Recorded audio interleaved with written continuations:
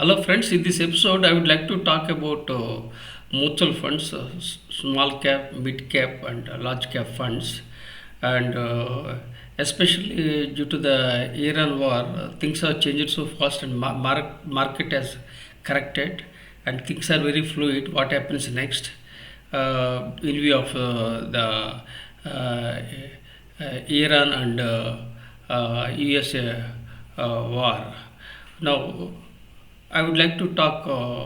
I would like to share some ideas and insights on mutual funds in this regard.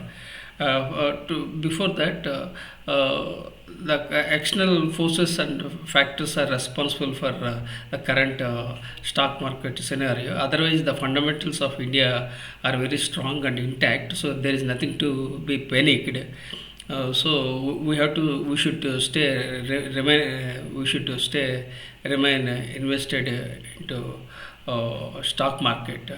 And circling back to the story of mutual funds, there is too much emphasis on ETF, exchange traded funds, and uh, people are talking about various things like mutual funds, then PMS, portfolio management services, then high net worth individuals, then ETF. Like there's so many methods of investments. Now people are talking about exchange traded funds.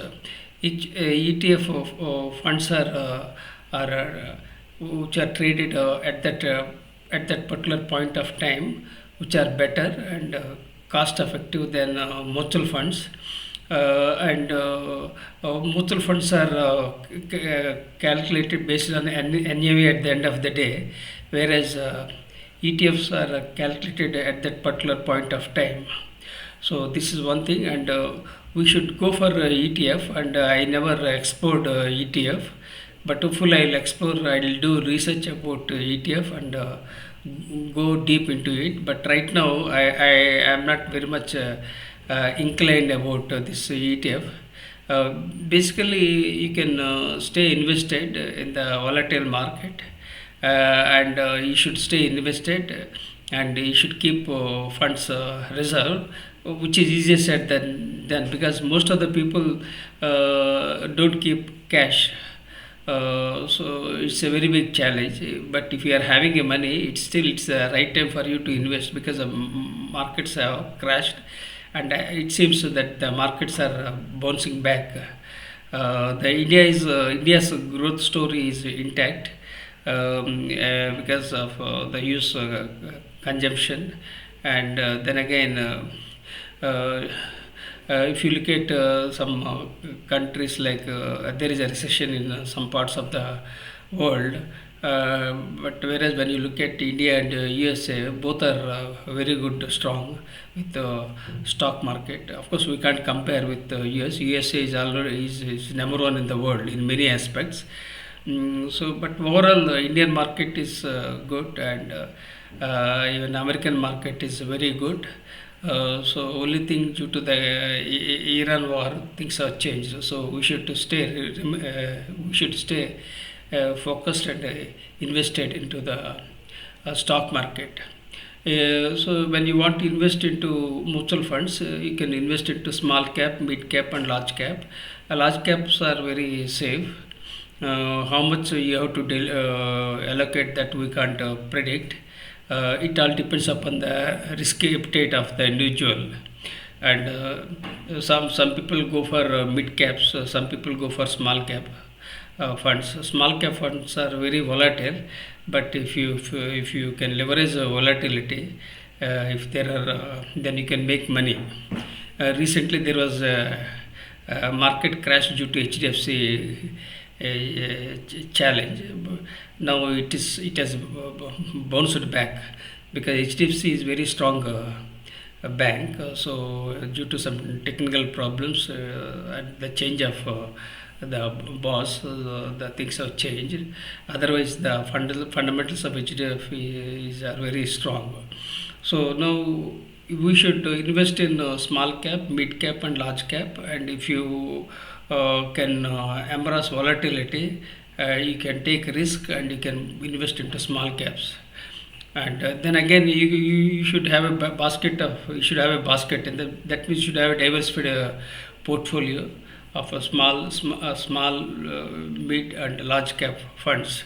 Then again, mutual funds are the indirect way of investing into the stock market, especially if you are working from 9 to 5. So you can become a passive investor, and you can invest into stock market, you can make money. And then again, you can go for SIP, systematic investment plan. You can go for a lump sum.